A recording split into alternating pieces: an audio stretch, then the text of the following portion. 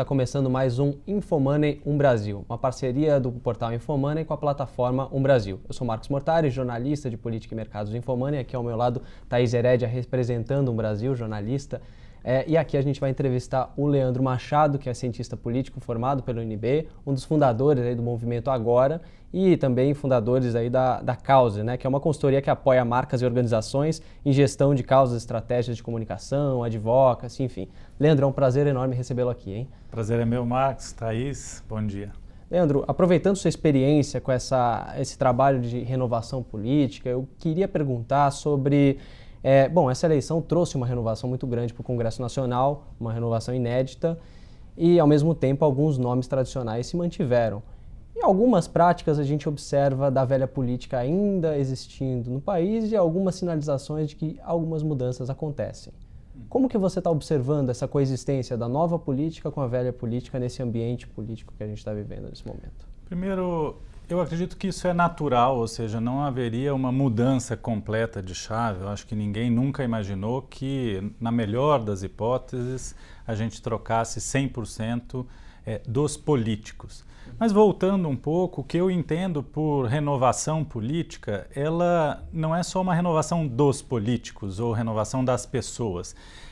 Precisa haver um tripé aí de renovação. Uma renovação, obviamente, de pessoas, é sempre bom, novas pessoas com mais energia, novas pessoas que trazem novas práticas, e essa é a segunda parte do tripé. Não adianta só você ser uma nova cara na política se a sua prática permanece a mesma, e com relação à prática, eu digo das práticas que usualmente estávamos acostumados e estamos ainda, infelizmente, acostumados a ver no Brasil. E, por fim, renovação de ideias, ou seja, ideias novas, não uma repetição de ideias, na melhor das hipóteses, ideias do passado, para não falar ideias desastradas do passado que sempre teimam em voltar. Portanto, eu acredito que para haver uma renovação concreta, esses três fatores precisam estar à mesa, ou seja, renovação de pessoas, renovação de práticas e renovação de ideias.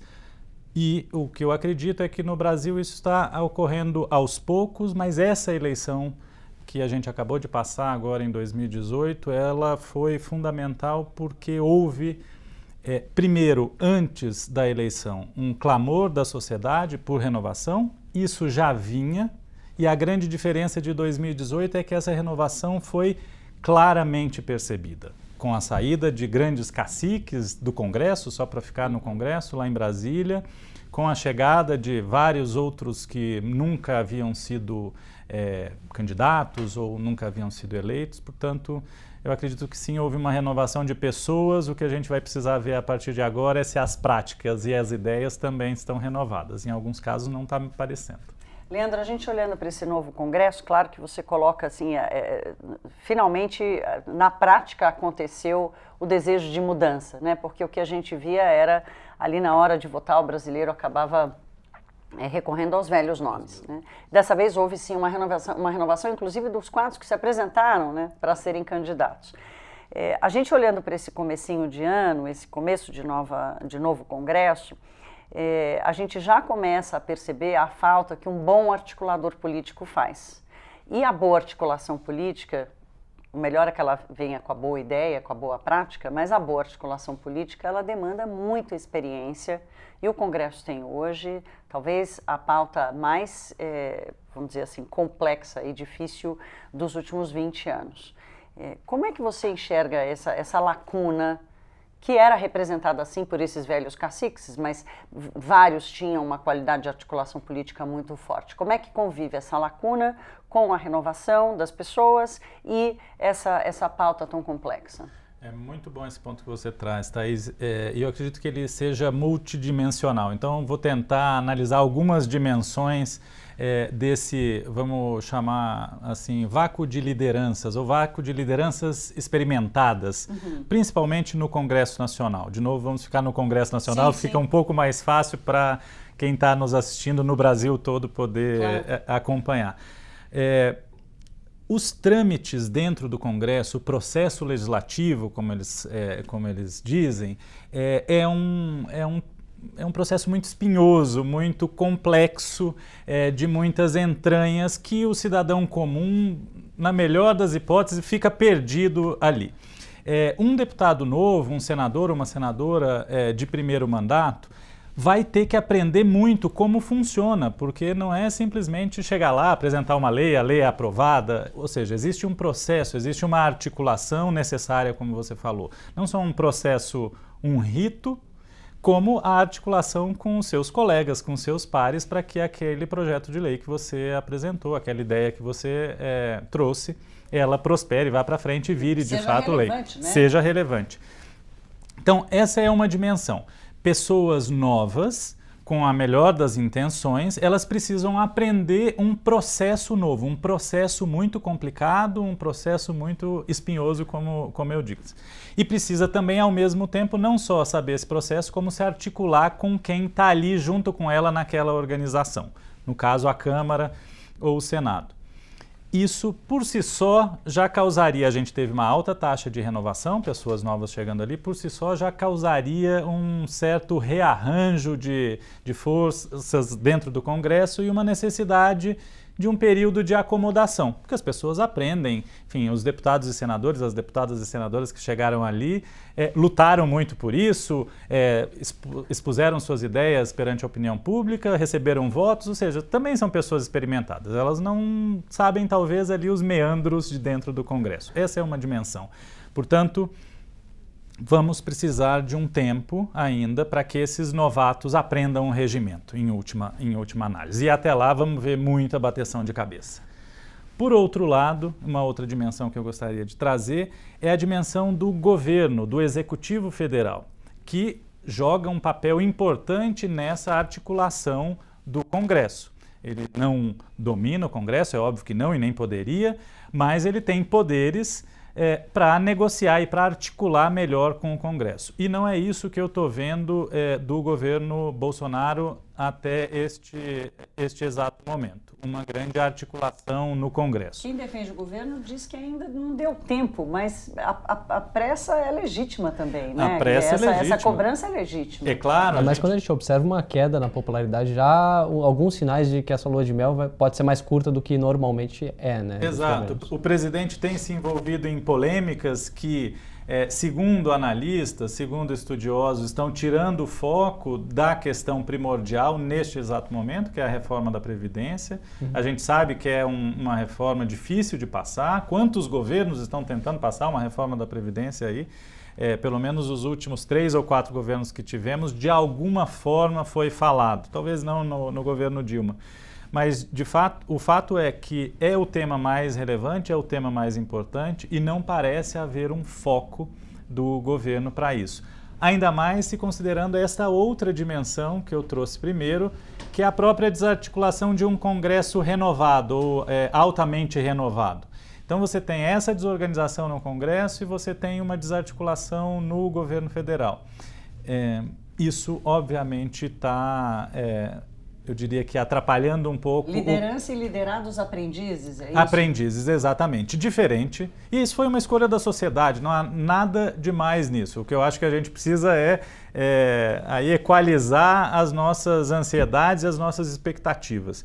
Porque o que a sociedade pediu foi exatamente isso. A sociedade foi às urnas em outubro do ano passado e passou um rodo, ou passou uma vassoura, o que quer que seja, em velhas lideranças políticas, como o senador Romero Jucá, que havia sido líder do governo de todos os governos desde transitar em todos. A profissão líder de governo de fato. Né? Profissão líder de governo. E é óbvio que isso traz uma expertise, e eu não estou analisando aí se era bom, se era ruim, enfim, mas traz uma expertise que você ganha somente sendo líder do governo durante 4 governos seguidos. Agora, Leandro, tem um outro fator na mesa nessa questão de governabilidade, que é o uso das redes sociais. Pelo menos o governo Bolsonaro tem acenado um pouco para isso, né? De que vai tentar usar a opinião pública de uma forma mobilizada, só que em vez de ocupar as ruas, seria a militância das redes, que elegeu ele, acabou sendo muito importante para a vitória dele nas urnas. Como que você observa essa nova ferramenta na dinâmica política? Quão eficaz que é o uso do Twitter para você aprovar uma reforma da Previdência? Aí eu vou puxar um pouquinho para a minha formação de cientista político e uma mania de ver na sociedade, em movimentos da sociedade, grupos ou subgrupos demográficos. Se a gente pensa no acesso às redes sociais, primeiro, o acesso à internet no Brasil. A gente já tem uma cobertura boa, mas não são todos os brasileiros. Brasileiros que acessam as redes sociais. Também temos um número considerável de brasileiros que acessam as redes sociais, mas aí ainda mais uma parte fora das redes sociais, principalmente do Twitter. Se a gente pega o Twitter e Facebook, que são hoje as duas redes mais quentes, vamos dizer assim, no debate político, a gente está falando de mais uma parcela ainda menor da população. Segregação ainda menor. É claro que para nós que estamos nas redes sociais, faz sentido pensar, nossa, todo mundo está nas redes sociais. É natural que a gente pense assim, é natural que a gente imagine que todos estão usando. Mas vamos pegar o exemplo da eleição aqui na Assembleia Legislativa de São Paulo, que foi há alguns dias atrás. Pelas redes sociais, a deputada, aliás, muito bem votada, né, recorde de votos, a deputada Janaína Pascoal, do PSL, teria sido eleita presidente da Assembleia Legislativa de São Paulo. Na vida real, o presidente Cauê Macris teve 70 votos e a deputada Janaína Pascoal teve 15 votos. E mais 4 votos para o Daniel José e para uma outra deputada que eu esqueci o nome agora. Mas essa é a vida real. A vida real é feita de articulações, principalmente a vida real da política é feita de articulações, é feita de conversas, é feita de combinados para uma governabilidade, para a eleição de um presidente de mesa ou para passar a reforma da Previdência. Bolsonaristas citariam o caso do Davi Alcolumbre, que foi eleito por uma questão de engajamento por rede social, né? O Renan Calheiros existia, essa é parte da essa é parte da história que é muito boa de ser ouvida por quem está militando no Twitter. A outra parte da história é que houve uma articulação, houve a desistência, por exemplo, do senador Tasso Gereissati em favor do Davi Alcolumbre. Houve a articulação da senadora Simone Tebet dentro do próprio PMDB para enfraquecer a candidatura do senador Renan Calheiros. Quer dizer, o Twitter sozinho, ou as redes sociais precisam no final, ainda de uma... é o que acontece lá dentro que determina, né? É claro que os senadores, os deputados, as mulheres e homens públicos estão cada vez mais atentos e preocupadas com as redes sociais porque tem que ter. Exato, porque hoje você não tem mais a intermediação que você tinha, as pessoas são livres e é bom que sejam livres para falar, dentro da lei, claro, para falar e para se expressar. Isso é muito bom. E isso é muito bom também que esteja acontecendo com relação à classe política, ou seja, uma maior cobrança. O que eu estou querendo trazer aqui é que as redes sociais são uma parte da explicação, tanto da vitória do presidente Davi Alcolumbre, como de qualquer outro fenômeno político que você observe no Brasil hoje. Leandro, ainda no tema da renovação, quando a gente olha para a Câmara dos Deputados, o presidente Rodrigo Maia, que apesar de ter muito tempo na política, ainda é um cara jovem, não tem nem 50 anos, a gente assiste a dois fenômenos muito interessantes e que geram alguma angústia, né, na expectativa do encaminhamento das prioridades na Câmara dos Deputados. Primeiro, a escolha de um líder de governo em seu primeiro mandato, também muito jovem, 30 e poucos anos, né, sem nenhuma autoridade reconhecida e legitimada pelos pares, não importa o que a gente aqui fora pensa.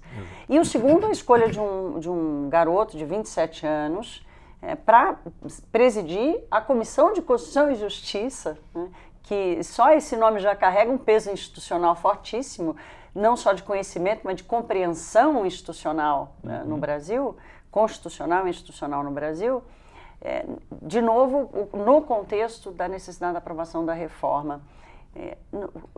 Qual é o limite dessa renovação que está se dando, inclusive nesses termos, de gente tão jovem assumindo responsabilidades tão complexas? Eu acredito que tem um fenômeno social, Thaís, do Brasil, que tivemos uma ditadura militar, a geração dos que hoje têm por cerca de 40 anos, que é a minha geração, a gente nasceu já no final da ditadura militar, portanto, numa época em que nossos pais ou as nossas referências tinham um certo receio de entrar na política ou de militar em alguma causa, justamente porque tínhamos um passado de repressão às liberdades civis, às liberdades políticas no país. Portanto, o que houve, a meu juízo, foi realmente um vácuo aí durante uma geração e meia de novas lideranças sendo apresentadas pela sociedade. Quem que apresenta essas novas lideranças para a sociedade? Os partidos políticos. Então, os partidos políticos permaneceram com as suas lideranças da década de 70, das lideranças que lutaram contra o regime militar, na sua grande maioria. Então, estamos falando de Fernando Henrique Cardoso, estamos falando do Lula, estamos falando da Dilma, estamos falando dos últimos presidentes. E você vê que nesses partidos mesmo não houve uma renovação tão grande de quadros. Talvez do PT, ainda assim, olhe lá, do PSDB, nem isso. Portanto, eu acho que trata-se de uma questão sociopolítica da nossa história, que houve aí uma geração que efetivamente foi, vamos dizer assim, cuidar da sua vida, ao invés de dedicar uma parte dela de cuidar da vida pública, da vida de todos nós. E é esse muito o chamado do agora, o movimento que eu ajudei a fundar, porque a gente via justamente que a nossa geração tinha ido trabalhar no mercado financeiro, tinha ido fundar ONGs ou liderar ONGs, tinha ido montar suas próprias empresas e tinham se afastado da vida pública. E na vida pública tinham ficado aqueles mesmos profissionais de sempre, ou aquela geração ainda que havia lutado lá contra o regime militar. E agora o que está acontecendo é uma renovação às pressas, vamos dizer assim, é uma renovação muito mais acelerada, até por conta dos impactos das redes sociais, o impacto da velocidade da tecnologia. Então, havia um represamento, vamos dizer assim, de lideranças. A sociedade agora muda muito rápido por conta dos impactos da tecnologia e essa mudança está vindo também muito rápida. Uma explicação longa, então, para chegar na sua pergunta de por que eu acho que não vai ter outro jeito. A gente vai ter que testar essas novas lideranças de alguma forma. Tem que medir o grau de responsabilização, né? Exato. Acho temerário, obviamente, se eu fosse governo, mesmo pregando renovação, em alguns postos chaves a gente sabe que a experiência é sempre bem-vinda, ou seja, não é simplesmente porque você nasceu em uma outra época que ou você sabe ou você não sabe. Tem alguns casos que você precisa de experiência mesmo. Legitimidade, ela não respeita a data de nascimento, perfeito, ela respeita, perfeito. Né, as atitudes acumuladas, né, no exercício. E principalmente na política e principalmente se tratando do Congresso Nacional, que, vamos dizer assim, é a elite do legislativo brasileiro, os deputados e senadores que chegam lá, deles é esperado que, enfim, que entendam, que sejam minimamente experientes e experimentados. O que a sociedade pediu e fez na última eleição foi, olha, bacana, mas a gente quer novo mesmo, inclusive novo de experiência. E aí vamos ter que experimentar e vamos ter que apoiar esses novos de algum jeito a conseguirem efetivamente fazer as pautas que interessam andar. Mas, de novo, precisa de articulação do governo primordialmente. Leandro, você falou um pouco sobre a renovação dos partidos políticos, a importância disso para o processo democrático. Como que você está enxergando a resposta que os partidos estão dando a essa demanda nesse momento? Você acha que eles estão conseguindo dar algum sinal de que é possível, com as velhas estruturas, trazer uma novidade, uma renovação, ou ela vai vir de fora? Muito pouco, Marcos, muito pouco. E aí, como todo monopólio, e os partidos têm o monopólio da representação no Brasil, isso para o nosso espectador entender, ou seja, se você quer ser candidato a alguma coisa, você é obrigado a estar num partido. Não existe candidatura independente. Não existe candidatura independente, não existe candidatura avulsa, você tem que ser de um partido, portanto eles detêm um monopólio, o monopólio da representação política. E, a meu juízo, todo monopólio, no final das contas, é prejudicial a quem suporta esse monopólio, nesse caso, o povo. Eu não acredito que só os partidos precisam ter esse monopólio de representação política. Como a Thaís falou, eu acredito em candidatura avulsa. Este monopólio gerou essa falta de renovação, essa falta de mudança dos partidos. Eles estacionaram no tempo e aí, por uma série de incentivos que não vem ao caso trazer aqui, mas só para citar um, até muito pouco tempo atrás, se você juntasse 500 mil assinaturas e fizesse lá um processo junto ao TSE, você teria direito a 8, 10 milhões de reais por ano como orçamento por baixo para o seu partido. Então isso era um incentivo para que qualquer pessoa, sem nenhuma ideia, fizesse um partido. Isso resultou que a gente tivesse 36. E os partidos ficaram com foco em eleger sempre os mesmos, arrecadar dinheiro, lícita e ilicitamente, como está provado em vários processos por aí,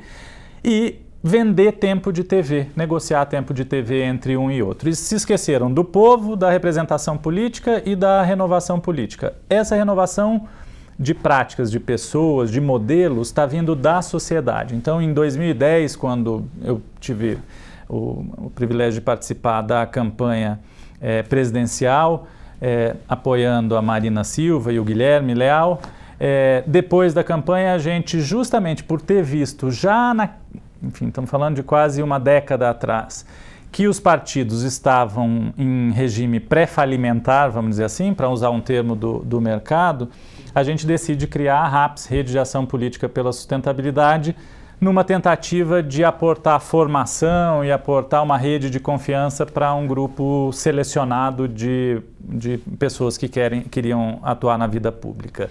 Criação do Agora, a criação do Acredito, a criação do Renova BR, todas essas organizações, movimentos, escolas que surgiram nos últimos anos são um sintoma muito claro de que os partidos não fizeram nada.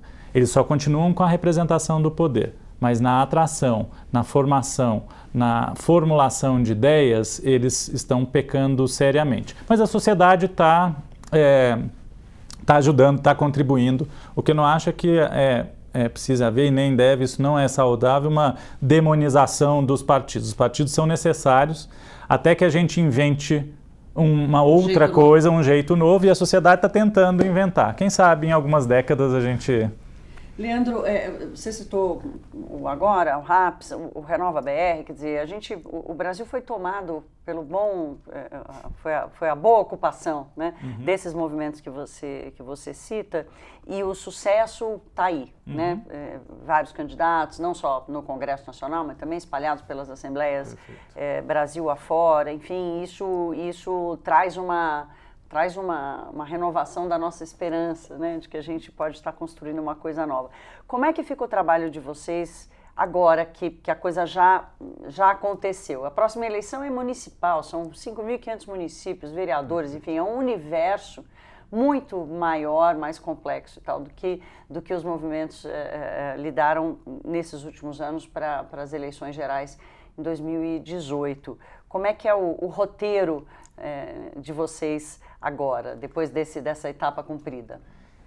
O que eu queria fazer só uma primeira diferenciação, Thaís, para o nosso espectador, porque é muito, como você mesmo disse, foi uma profusão de movimentos, organizações que surgiram nos próximos anos para dar conta dessa vontade, necessidade da população de renovar as práticas e os costumes políticos.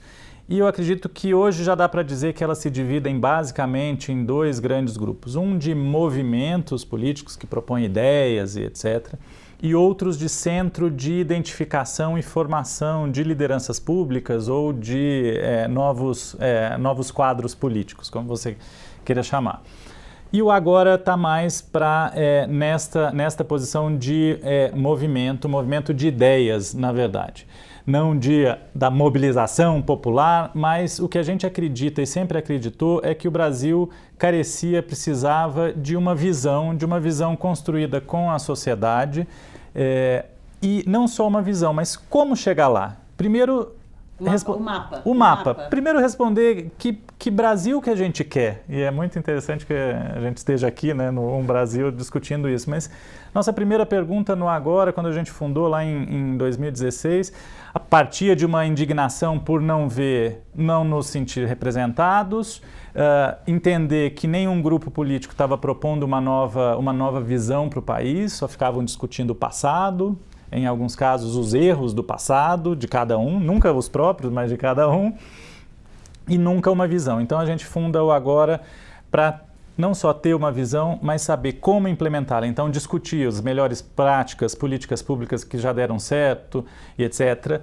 dentro daquelas prioridades que a gente entende serem as prioridades do Brasil. Uma saúde adequada para todos, um sistema tributário mais simples, uma vida mais simples, um país mais humano nas relações, na relação do Estado com a sociedade, um Brasil sustentável, e aí sustentável não só na preservação e uso inteligente dos recursos ambientais, mas fiscalmente responsável e socialmente responsável também, socialmente justo.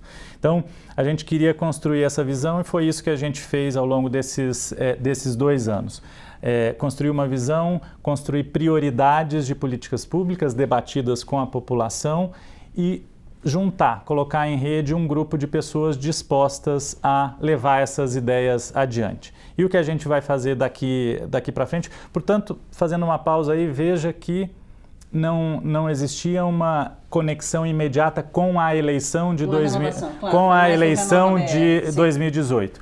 O Renova BR ou a RAPS, sim, esses são focados em identificar ótimas lideranças públicas comprometidas, cada um com seu perfil, dar para elas um treinamento de absoluta excelência e prepará-las para uma campanha.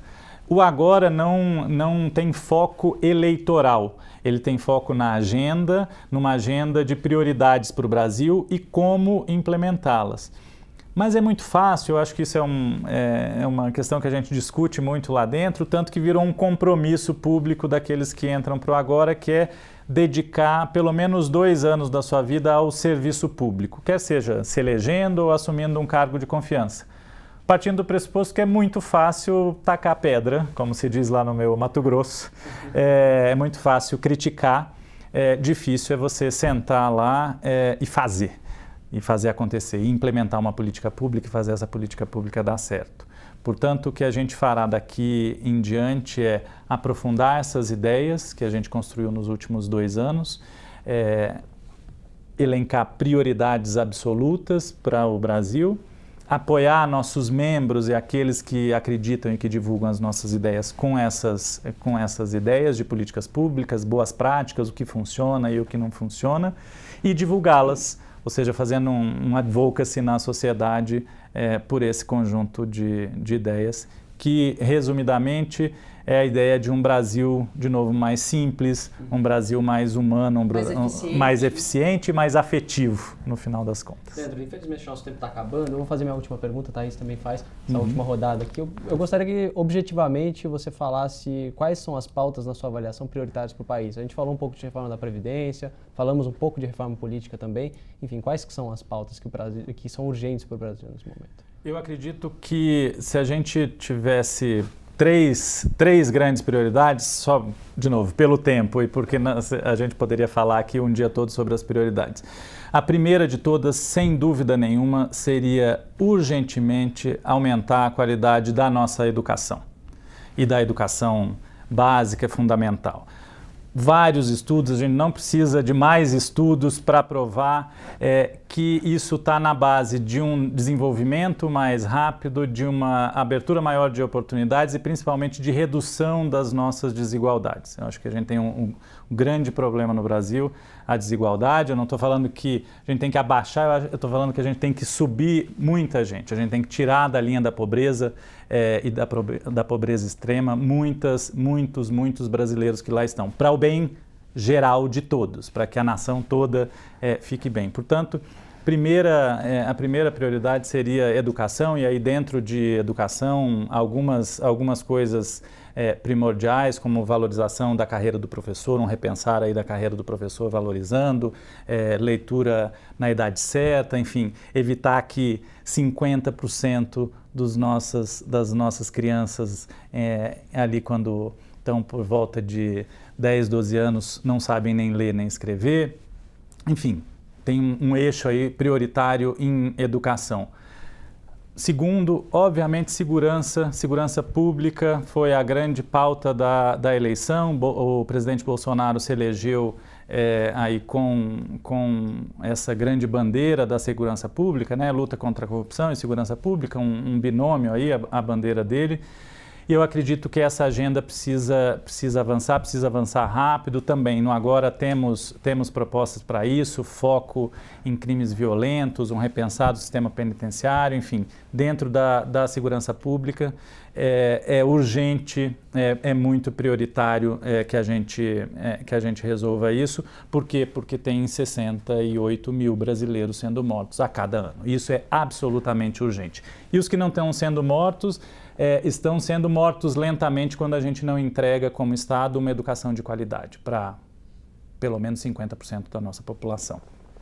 E por fim, para dar conta disso tudo, e eles não têm, as três prioridades não têm uma hierarquia entre si, mas eu vou chamar de reforma do Estado, para incluir aí a reforma da Previdência, a reforma do tamanho do Estado brasileiro. Tampouco acredito no Estado mínimo, mas eu não acredito também que dá para governar com 18, 20 mil cargos de livre nomeação só no Executivo Federal, algo em torno disso. Portanto, eu acredito que uma pauta prioritária aí seria a reforma do Estado, focada em reforma da Previdência, reforma do RH, né? do RH do governo. Não é que o governo tem que sair de tudo, é que tem que estar onde precisa e tem que estar bem onde precisa, com gente qualificada e etc. E, obviamente, uma reforma na nossa estrutura tributária, porque isso é coisa de maluco, não é coisa de país desenvolvido. Para a gente fechar, então, Leandro, eu vou trazer a pauta dos costumes, né? Que tem ganhado muito mais espaço do que, especialmente quando a gente fala de educação e também de segurança pública, a pauta dos costumes tem se sobressaído a qualquer debate mais eficiente de política pública. Te preocupa isso?